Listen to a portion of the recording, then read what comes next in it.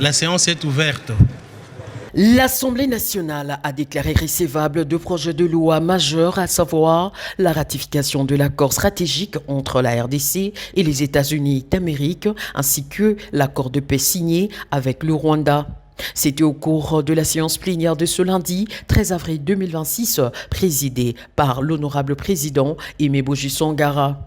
Présenté par la ministre des Affaires étrangères, Thérèse Kaikwamba-Wagner, l'accord RDC-États-Unis d'Amérique établit un partenariat stratégique dans des secteurs clés tels que le minéraux critique, l'énergie, les infrastructures et la sécurité. Il prévoit un cadre de coopération structuré avec deux mécanismes conjoints de suivi tout en garantissant le respect de la souveraineté nationale. Les seconds textes portés sur l'accord de paix conclu le 27 juin 2025 entre la RDC et le Rwanda.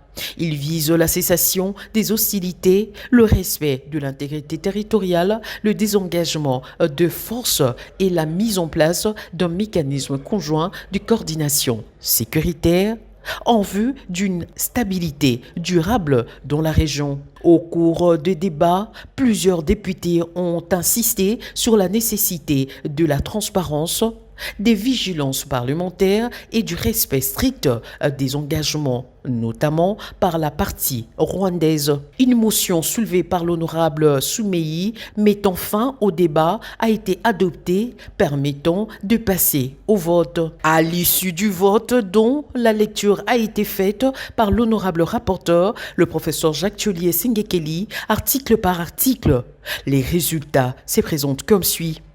346 voix pour, 7 contre, 2 abstentions sur 355 députés votants. Par ailleurs, les députés ont également adopté la prorogation de l'état de siège dans l'est du pays afin de renforcer la protection des populations civiles. Depuis plus de 3 décennies, la partie est de la République démocratique du Congo est en proie à des atrocités multiples découlant de l'agression et de l'occupation dont elle est victime de la part du Rwanda, ainsi que de l'activisme de groupes armés, tant locaux qu'étrangers, qui opèrent principalement dans les provinces d'Ituri et du Nord Kivu. En vue de restaurer la paix et la sécurité dans cette partie du pays, par ordonnance numéro 21/015 du 3 mai 2021, le président de la République a proclamé l'état de siège dans les 2 provinces précitées.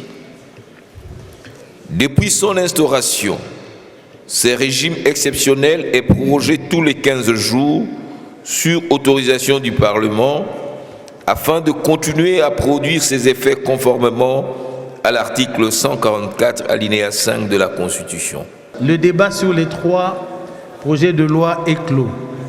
Nous pouvons à présent nous prononcer en une seule fois quant à leur recevabilité respective.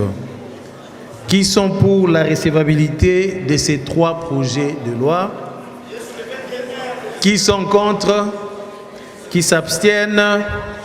Au vu du résultat de vote, les 3 projets de loi sont déclarés recevables. Les 2 autres sont envoyés en commission mixte. Relations extérieures et ECOFIN, s'agissant de l'accord de partenariat stratégique signé avec les États-Unis. Relations extérieures, défense et sécurité en ce qui concerne l'accord de paix. Nous allons donner à chaque commission 24 heures pour l'examen de ces textes de loi. En marge de matière législative, le rapport sur la gestion financière de l'Assemblée nationale a été présenté à huis clos au cours de cette plénière.